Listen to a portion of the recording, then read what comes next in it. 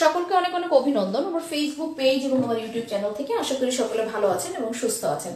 আজকে আমরা আলোচনা করব ন্যাটো অর্থাৎ নর্থ আটলান্টিক ট্রিটি অর্গানাইজেশন, বা আমরা যদি একটু বাংলায় বিশ্লেষণ করি উত্তর আটলান্টিক নিরাপত্তা জোট বা ন্যাটো।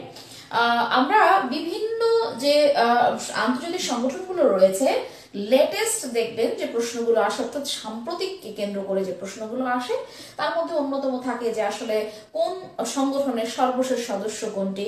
তো আমরা যদি দেখি যে এই ন্যাটোতে সর্বশেষ ফিনল্যান্ড নামে একটি রাষ্ট্র যুক্ত হয়েছে, এবং আপনারা নিশ্চয়ই জানেন যে আমরা কিছুদিন আগে পৃথিবীতে একটি ভয়াবহ যুদ্ধের সম্মুখীন হয়েছি, রাশিয়া ইউক্রেন যুদ্ধ।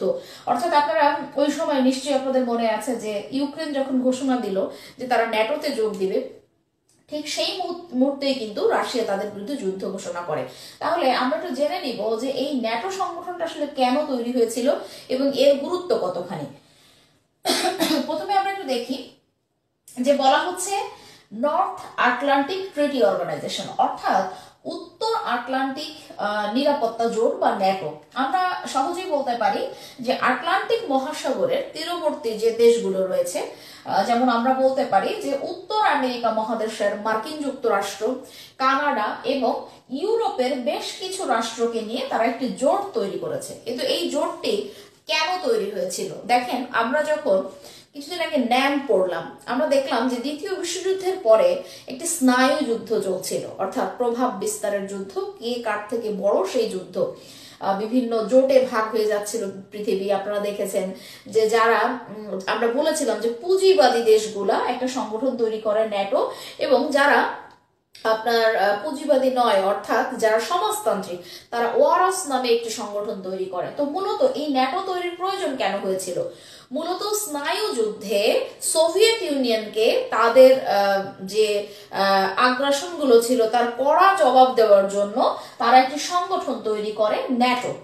এখন ঘটনা হচ্ছে ন্যাটো যখন তৈরি হয় তখন পৃথিবীর 12টি রাষ্ট্র, অর্থাৎ এই যে নর্থ আটলান্টিক এরিয়া বা উত্তর আটলান্টিক এরিয়া, মাত্র 12টি রাষ্ট্র নিয়ে এই সংগঠনটি যাত্রা শুরু করে, এবং এদের মধ্যে তখন একটি চুক্তি হয় যে এই প্রতিটি দেশ তারা একত্রিত থাকবে এবং এই সংগঠনটির মাধ্যমে তারা একটি সামরিক জোট তৈরি করবে। অর্থাৎ বহির্বিশ্ব থেকে কোনো রাষ্ট্র যদি তাদের আক্রমণ করে বা তাদের কোনো ধরনের হুমকি বা কোনো ধরনের যুদ্ধের সম্মুখীন করে, তাহলে এই সংগঠনটি তাদেরকে কি করবে? সাপোর্ট দিবে। তবে আমরা পরবর্তী সময়ে কিছু বিষয় দেখেছি যে এখানে যে বড় বড় রাষ্ট্রগুলো আছে তাদের পলিসির বাইরে কোনো রাষ্ট্র গেলে সেখানেও কিন্তু অভিযান পরিচালনায় এই ন্যাটোকে তারা ব্যবহার করেছে। আমরা যদি লক্ষ্য করি আফ্রিকা অর্থাৎ আরব আফ্রিকান যে রাষ্ট্রগুলো রয়েছে, বিশেষ করে যে রাষ্ট্রগুলো তেল সম্পদ রয়েছে, যখনই তাদের সাথে পলিসিতে প্রবলেম হয়েছে সেই সব জায়গায় কিন্তু এই ন্যাটো অভিযান করেছে, বা আফ্রিকার অন্যান্য দেশগুলোতে করেছে, অথবা আমাদের দক্ষিণ এশিয়ার কিছু রাষ্ট্র রয়েছে মুসলিম রাষ্ট্র, সেখানেও কিন্তু তারা কি করেছে? অভিযান করেছে। তাহলে আমরা যদি পজিটিভলি বলি এই সংগঠনটির মূল উদ্দেশ্য ছিল যে এখানে যে রাষ্ট্রগুলো ছিল সেই রাষ্ট্রগুলোকে কি করা? সামরিক নিরাপত্তা দেওয়া। কিন্তু পরবর্তীতে তাদের প্রভাব বিস্তারের ক্ষেত্রেও কিন্তু এই সংগঠনটিকে তারা ব্যবহার করেছে। তো আমরা আসলে কিছু তথ্য যেগুলো পরীক্ষায় আসবে, প্রথমে আমরা একটু সেইগুলো একটু দেখে নিই। দেখেন, মূলত এই সংগঠনটি প্রতিষ্ঠিত হয় 1949 সালে, অর্থাৎ ন্যাটো প্রতিষ্ঠিত হয় 1949 সালের 4 এপ্রিল, মূলত একটি সামরিক সহযোগিতার জোট হিসেবে। এবং এখানে তারা অঙ্গীকারবদ্ধ হয় যে তারা প্রতিটি রাষ্ট্রকে কি করবে? প্রতিটি রাষ্ট্র একে অপরকে সামরিক সহায়তা প্রদান করবে বা সিকিউরিটি প্রদান করবে। তো আমরা এই জায়গাতে একটু লক্ষ্য করি, দেখেন এখানে প্রতিষ্ঠাকালীন সদস্য ছিল 12টি এবং ন্যাটোর বর্তমান সদস্য রয়েছে 31টি। এবং আপনারা নিশ্চয়ই সবাই জানেন যে ন্যাটোর সর্বশেষ সদস্য হচ্ছে ফিনল্যান্ড, যারা 4 এপ্রিল 2023 তারিখে যোগ দেয়।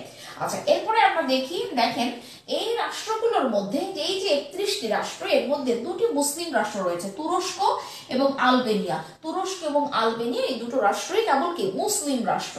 আচ্ছা, এরপর যদি আমরা লক্ষ্য করি ন্যাটোর বর্তমান সদর দপ্তর হচ্ছে বেলজিয়ামের ব্রাসেলসে, কিন্তু পূর্বে এই সদর দপ্তরটি ছিল ফ্রান্সের প্যারিসে।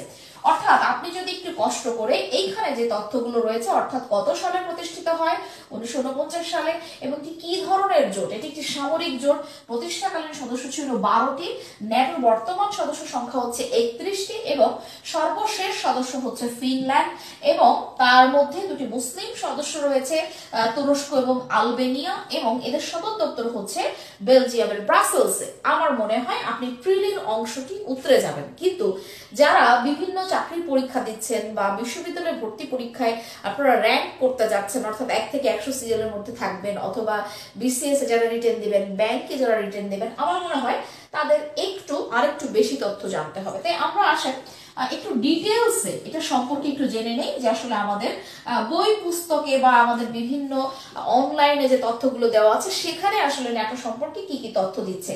দেখেন, আটলান্টিক মহাসাগরের দুই পাড়ে অবস্থিত উত্তর আমেরিকার মার্কিন যুক্তরাষ্ট্র এবং কানাডা এবং ইউরোপের অধিকাংশ দেশ এই জোটের সদস্য, এবং এছাড়া তুরস্ক এই জোটের সদস্য, কারণ তুরস্ক কিন্তু এই নর্থ আটলান্টিক অঞ্চলের দেশ নয়।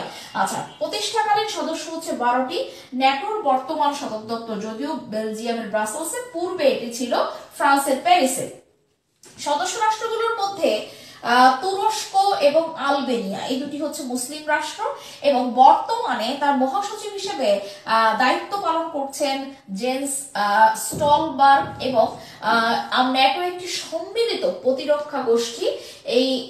তার সদস্য সংখ্যা রয়েছে 31টি, এবং বর্তমানে এর মধ্যে 29টি ইউরোপের রাষ্ট্র রয়েছে, এবং বাকি দুটি হচ্ছে উত্তর আমেরিকার। এখন দেখেন, এখানে একটু কনফিউশন আছে। আমরা তুরস্ককে যেটা মনে করি পুরোপুরি সে ইউরোপের রাষ্ট্র নয়, ইউরোপের সামান্য অংশ পড়েছে। আচ্ছা, এরপরে যদি আমরা লক্ষ্য করি, আলবেনিয়া এবং ক্রোয়েশিয়া তারা 2009 সালে যুক্ত হয়, উত্তর ম্যাসিডোনিয়া 2020 সালে যোগ দেয়, এবং আমরা এসে দেখলাম 2023 সালে কে যোগ দিয়েছে, ফিনল্যান্ড যোগ দিয়েছে। এবং এই ন্যাটোর সম্মিলিত সামরিক বাহিনীর খরচ পৃথিবীর সকল দেশের সামরিক খরচের প্রায় 70 ভাগ। এটা একটা খুবই মজার একটি তথ্য। এবং দেখেন, আসলে ন্যাটো একটি যৌথ নিরাপত্তা ব্যবস্থা, যার মাধ্যমে স্বাধীন সদস্য রাষ্ট্রগুলো কোনো বহিরাগত পক্ষের আক্রমণের জবাবে পারস্পরিক প্রতিরক্ষার জন্য সর্বসম্মত সিদ্ধান্ত নেয়।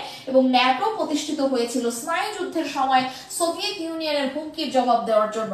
সোভিয়েত ইউনিয়নের বিলুপ্তির পরও এই জোটটি এখনো টিকে আছে, এবং বর্তমানে এই জোট বলকান, মধ্যপ্রাচ্য, দক্ষিণ এশিয়া এবং আফ্রিকাতে সামরিক অভিযানে জড়িত রয়েছে। আমি এখানে যারা বিসিএস রিটেন দিবেন বা অন্যান্য পরীক্ষায় রিটেন দিবেন, কখনো যদি এই ন্যাটো সম্পর্কে টিকা লিখতে আসে বা ন্যাটো সম্পর্কে কিছু তথ্য লিখতে আসে, তাহলে আমার মনে হয় এতটুকু আপনি লিখলে মোটামুটি ভালো একটা নম্বর পাবেন। তবে আরো ডিটেলসে পড়ার জন্য আপনি আমাদের যে আন্তর্জাতিক সম্পর্ক বিষয়ক যে বইগুলো রয়েছে, অথবা উইকিপিডিয়া বা অন্যান্য সোর্স থেকে আপনি আরো তথ্য সংগ্রহ করতে পারবেন। যেমন আপনারা যদি একটু গুগল সার্চ করেন, উইকিপিডিয়ায় আপনি দেখবেন এটার ইতিহাস আরো পুঙ্খানুপুঙ্খভাবে এখানে লেখা আছে। সো যারা শুধুমাত্র প্রিলি দিচ্ছেন তাদের জন্য আমি বলবো যে এই যে শুরুর দিকে যে তথ্যগুলো দিয়েছি, এই তথ্যগুলো আপনারা নোট ডাউন করে নিতে পারেন। এবং আমি এখানে কিছু তথ্য হাইলাইট করেছি। দেখেন, তার প্রতিষ্ঠার সাল 1949 সাল, এবং কি ধরনের জোট, সামরিক জোট, প্রতিষ্ঠাকালীন সদস্য কতটি, 12টি, বর্তমান সদস্য 31টি, সর্বশেষ সদস্য কোনটি, ফিনল্যান্ড, মুসলিম রাষ্ট্র রয়েছে 2টি, তুরস্ক এবং আলবেনিয়া, এবং ন্যাটোর বর্তমান সদর দপ্তর হচ্ছে বেলজিয়ামের ব্রাসেলস, এবং পূর্বে ছিল ফ্রান্সের প্যারিসে। আপনারা একটু চেষ্টা করবেন এই তথ্যগুলো মুখস্থ করে ফেলতে। আশা করি যারা প্রিলি পরীক্ষা দিবেন বা বিশ্ববিদ্যালয়ে ভর্তি পরীক্ষা দিবেন, এখান থেকে প্রশ্ন আপনারা কমন পেয়ে যাবেন। তো আমরা আজকে আলোচনা করলাম ন্যাটো নিয়ে। যারা রেগুলার আমাদের ভিডিওগুলো দেখছেন তাদেরকে সবসময় আমি বলি যে আমার ভিডিওগুলো আপনারা দেখবেন তথ্য কালেক্ট করার জন্য, কিন্তু আরো ডিটেলসে পড়ার জন্য অবশ্যই আপনি বই পড়বেন, প্রচুর পরিমাণে বই পড়বেন, রেফারেন্স বুকগুলো কালেক্ট করে নেবেন। এবং যারা বিশ্ববিদ্যালয়ে ভর্তি পরীক্ষা দিচ্ছেন তাদের প্রতি অনুরোধ থাকবে প্রচুর পরিমাণে বিগত বছরের প্রশ্ন সলভ করবেন। প্রয়োজন হলে আপনি বিসিএস বা অন্যান্য জবের যে প্রশ্নগুলো রয়েছে, সাধারণ জ্ঞান, বাংলা, ইংরেজি, এগুলো সলভ করবেন। কারণ আপনি যখন কোনো টপিক রেডি করেন, কি ধরনের প্রশ্ন আসবে এটা যদি আপনি না বোঝেন, তাহলে কিন্তু এটা আপনার প্রিপারেশনকে কখনোই সামনের দিকে নিয়ে যাবে না। আপনি পড়বেন, পাশাপাশি প্রশ্ন সলভ করবেন, তাহলে আপনি অ্যাকচুয়ালি বুঝতে পারবেন যে আমি প্রিপারেশনের কত কাছাকাছি গিয়েছি। যত আপনি বাসায় বসে পরীক্ষা দিতে পারবেন, নিজেকে আরো স্ট্রং করতে পারবেন। এবং আমাদের এই ভিডিওগুলো যারা দেখছেন, আপনাদের প্রতি অনুরোধ থাকবে অবশ্যই ভিডিওতে একটা রিয়াকশন দিয়ে যাবেন, অথবা একটা কমেন্ট করবেন, তাহলে আমাদের এই পেজটা রিচ আরো বাড়বে। এবং আপনাদের দোয়া এবং আশীর্বাদ আশীর্বাদে আমাদের পেজটি ধীরে ধীরে আগাচ্ছে, ফলোয়ার সংখ্যা বাড়ছে।